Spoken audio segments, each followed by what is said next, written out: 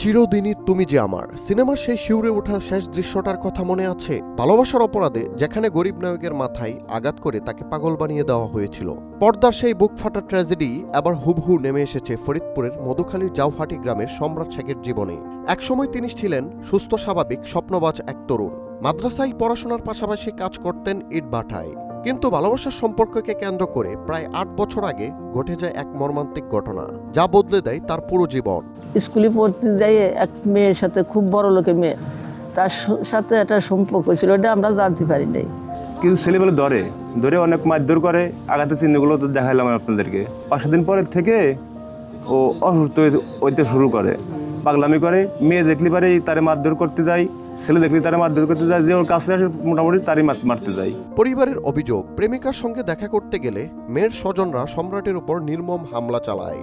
বিশেষ করে মাথায় গুরুতর আঘাত পাওয়ার পর থেকেই তার আচরণে অস্বাভাবিকতা দেখা দিতে শুরু করে। কিছুদিনের মধ্যেই মানসিক ভারসাম্য হারিয়ে ফেলেন তিনি। এরপর থেকে শুরু হয় দীর্ঘ চিকিৎসা ও সংগ্রামের জীবন। ভাত খাতে সাথে ভাত খাতেন, আমার কামড় দিবা যায়, ও দিয়ে আমি অস্থির হয়ে পড়েছি। আমার এত ভালো ছেলে এখন এমন করে। তারপরে আমরা অনেক ডাক্তার দেখাইছি, দেখার পরে ডাক্তার একই কথা বলে, ভালো করে আপনার কাছে চিকিৎসা হইতেছে না, ভালো করে চিকিৎসা করলে আল্লাহ দিলেও ভালো হয়ে যাবে। বর্তমানে সম্রাটের অবস্থা এতটাই জটিল যে নিজের এবং অন্যের নিরাপত্তার কথা বিবেচনা করে তাকে শিকল দিয়ে বেঁধে রাখতে বাধ্য হয়েছে পরিবার।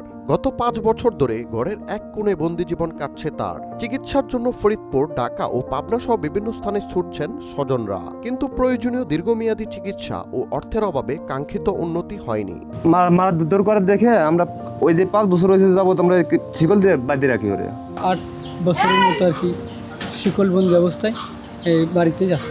সম্রাটের মা পরি বেগম ও প্রবাস ফেরত ভাই সোহাগ শেখ জানান, চিকিৎসার ব্যয় মেটাতে তাদের প্রায় সব জমিজমা বিক্রি করতে হয়েছে। বর্তমানে প্রতিদিন ওষুধের পেছনে খরচ হচ্ছে প্রায় ৪০০ টাকা।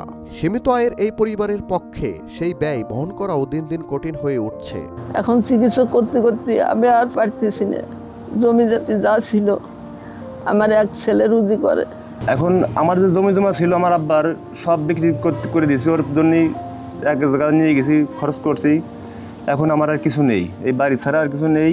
একজন তরুণের এমন পরিণতি শুধু একটি পরিবারের নয়, পুরো সমাজের জন্য বেদনাদায়ক। সম্রাটের স্বজনরা আশা করছেন সরকার, সমাজের বিত্তবান ব্যক্তি কিংবা মানবিক কোনো প্রতিষ্ঠান এগিয়ে এলে হয়তো আবারও চিকিৎসার মাধ্যমে স্বাভাবিক জীবনে ফিরতে পারেন তিনি।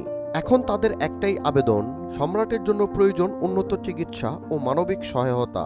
ওর ফ্যামিলির অবস্থা, ওর ফ্যামিলি থেকে আসলে চিকিৎসা ব্যয়বহুল করার মতো ক্ষমতা নেই। যদি বাংলাদেশে বা বিদেশে কোনো সহৃদয়মান ব্যক্তি যদি একটু আর্থিক সহযোগিতা করে, আমার ছোট ভাইটা মনে হয় আগের মতো সুস্থ হয়। হৃদয় ইসলাম রোমান, মোহনা অনলাইন।